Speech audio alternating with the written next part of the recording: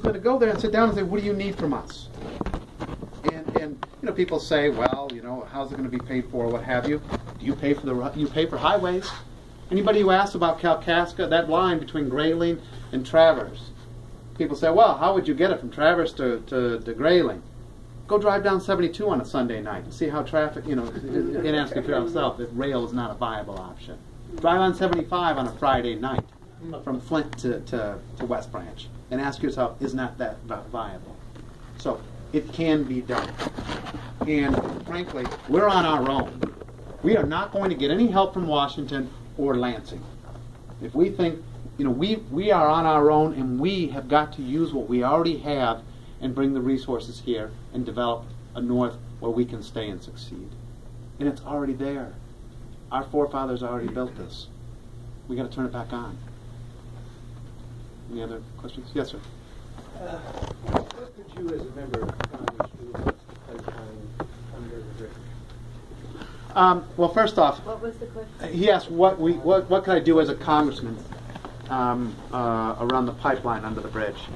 I don't know how many here have known, but I've called for the pipeline to be shut down and inspected.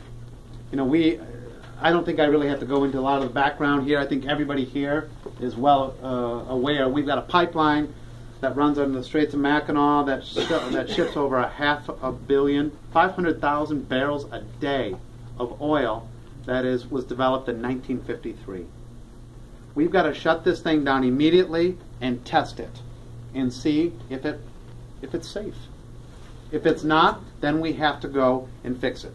We have to either fix it, replace it, move it, but we've got to stop this before winter. We've got to shut this thing down and inspect it.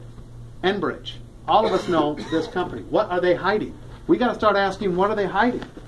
You know, I read the Enbridge report. I've talked with folks from Enbridge. I've talked to the environmental community. I read that state report cover to cover.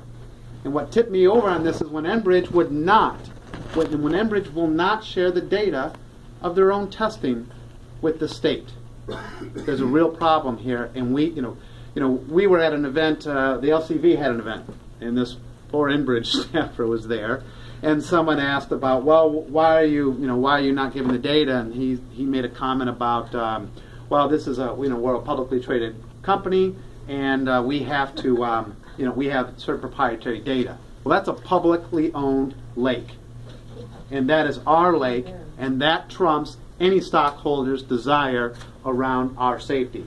The lake is too important to this region for ecological reasons, health reasons, for business, for tourism, for any one company to risk. And so we've got to shut this thing down, and we've got to inspect it. As a member of Congress, what you have a megaphone. You have the ability to call up the federal government and demand answers. You have the ability to convene people. That's what I would do. It's called PIMSA. It's a federal agency that regulates the pipeline. You go and you bring them into Congress, let them testify.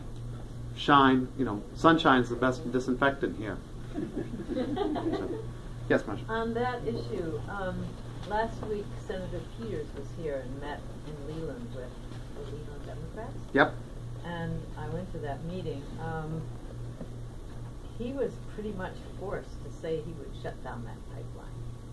And he's on the Commerce, which Transportation and Commerce, which really regulates and does the authorization for PIMSA. So I think you could get together with him.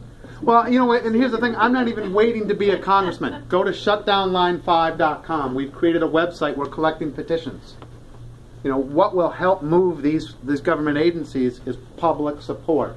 So we've created a website called Shutdownline5. That's 5, the numeric 5, and we're collecting signatures right now.